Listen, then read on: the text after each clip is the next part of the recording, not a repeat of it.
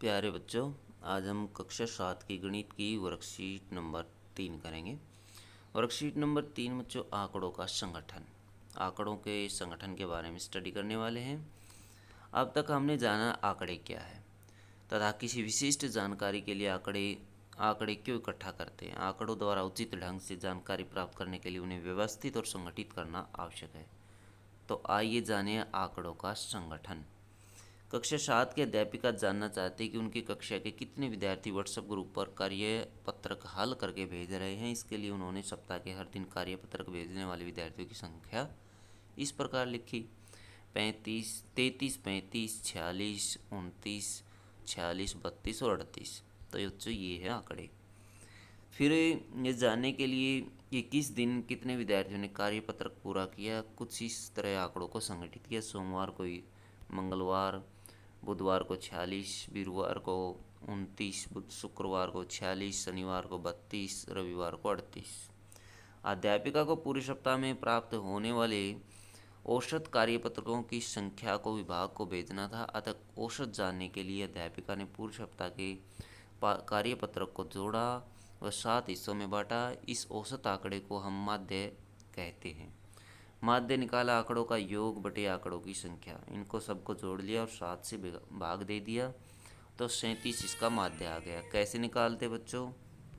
सभी संख्या को जोड़ लेते हैं और जितनी संख्याएं होती उतने से डिवाइड कर देते हैं। अब अध्यापिका ने यह जाना कि बुधवार और शुक्रवार को विद्यार्थियों द्वारा लौटाए गए कार्यपत्रक की संख्या समान है, जो कि 46 है। अतः सबसे अधिक बार आने वाला आंकड़ा बहुलक कहलाता है। उपरोक्त प्रश्न में 46 जो हो सबसे ज़्यादा बार आया है। यह जानना हो कि कौन से 3 दिन 35 से कम और कौन से 3 दिन 35 से अधिक विद्यार्थियों ने कार्यपत्रक लौटाए, तो उसके लिए आंकड़ों को बढ़ते और घटते क्रम में लिखते हैं और जो आंकड़ा बीच में आता है उसे माध्यक कहते हैं। यदि आंकड़ों की संख्या सम हो तो बीच के दोनों आंकड़ों का औसत माध्यक कहलाता है। तो माध्यक के 2 भी हो सकते हैं बच्चों, जरूरी नहीं एक है। बताइए कि निम्नलिखित कथन सत्य है या असत्य है। बहुलक आंकड़ों में सदैव एक संख्या होती है, ये बच्चों असत्य है। तो ये क्या है? असत्य है। एक से ज़्यादा हो सकते बहुलक। माध्य दिए गए आंकड़ों में एक संख्या है, ये बच्चों सत्य है। ये क्या है? सत्य है। उसके बाद है माध्यक आंकड़ों में सदैव एक संख्या होती है, ये भी असत्य है। एक संख्या नहीं होती, ये भी 2 या 3 हो सकते हैं, 4 भी हो सकते हैं। उसके बाद देखिए कि क्वेश्चन दिया गया है बच्चों, कक्षा के एक मूल्यांकन में प्राप्त किए गए निम्न अंकों को एक सारणीबद्ध में रूप संगठित करिए और इन आंकड़ों का परिसर क्या है। तो बच्चों सबसे पहले हम निकाल लेते बड़ी संख्या। इनके अंदर बड़ी संख्या, पहला जो पार्ट करेंगे वो है बड़ी संख्या। इसके अंदर बड़ी संख्या है वो 9 है बच्चों। 9 जो है वो बड़ी संख्या है। छोटी संख्या, छोटी संख्या निकालेंगे। छोटी संख्या है 1 और परिसर निकालने के लिए हम इनको घटा देते हैं। बड़ी संख्या में से छोटी संख्या घटा दीजिए, 9 में से 1 घटा दीजिए, 8 आ जाएगा इसका परिसर। अब निकालेंगे अन्य चीज़ें बच्चों। अब निकालने हमने इसका माध्य। माध्य, बहुलक और माध्यक। माध्य देखिए बच्चों, माध्य निकालने के लिए हम जोड़ देते हैं। सबका जोड़ करने पर हमें मिलेगा 100 और टोटल संख्याएं जो हैं वो 20 हमारे पास।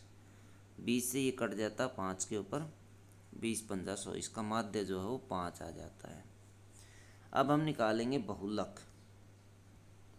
बहुलक जो है वो बच्चों है इसका 5। क्यों है? क्योंकि 5 इसमें सबसे ज़्यादा बार आई है। 5 देखिए, 1 और फिर 2, 3, फिर 4 और एक 5। 5 जो है वो सबसे ज़्यादा बार आया हुआ है, इसलिए 5 इसका बहुलक होगा। अब निकालिए माध्यक। माध्यक निकालने के लिए इनको बच्चों हमने लगाना पड़ेगा क्रम में। 1, उसके बाद 2, देखिए ये 2 है। 2 कितनी बार आया है? ये देखिए 1, 2 बार आया है, तो 2 बार इसको लिख देंगे। फिर 3 देखिए, एक और एक बार ही आया 3, 3 लिख दीजिए। 4 देखिए 1 2 और 3, 3 बार 4 आया है तो 3 बार 4 लिख दें। और फिर 5 पता ही है 5 बार आया हुआ है तो 5 बार लिख दीजिए इसको, 5 को 5 बार हमने इसको लिख दिया। फिर 6 देखिए बच्चों 1 2 3 और 4 बार आया हुआ 6 तो 4 बार इसको हम लिख देंगे। फिर 7 देखिए 7 कितनी बार आया हुआ है, 1 और एक लास्ट में 7 ये दिया गया, 2 बार आया हुआ है 2 बार लिख दिया। और 8 देखिए बच्चों कितनी बार है, केवल 1 बार है। फिर 9 देखिए कितनी बार है, ये भी 1 बार ही नज़र आता मुझे, 1 बार ही होगा। अब इनको गिन लीजिए 1 2 3 4 5 6 7 8 9 10 11 12 13 14 15 16 17 18 19 20 हो गई टोटल। तो अब हमें जो इसका है माध्यक वो निकालेंगे। माध्यक होती है बीच वाली संख्या, लेकिन यहाँ पर बीच में 2 संख्याएं आएंगी 10 और 11 नंबर की। 10वें नंबर पर देखिए 1 2 3 4 5 6 7 8 9 10 और 11। 10 और 11 नंबर पर जो बच्चों 5 संख्या आती है 10वें नंबर पर भी और 11वें नंबर पर भी, इसलिए 5 इसका माध्यक होगा। देखिए बच्चों 5 ही इसका माध्य आया, 5 इसका बहुलक आया और 5 इसका माध्यक आ जाता है। माध्यक भी 5 है, तीनों बराबर हैं। तो बच्चों ये थी मैथ की वर्कशीट। वीडियो अच्छी लगी तो लाइक करें, हमारे चैनल को सब्सक्राइब करें। तो बच्चों ये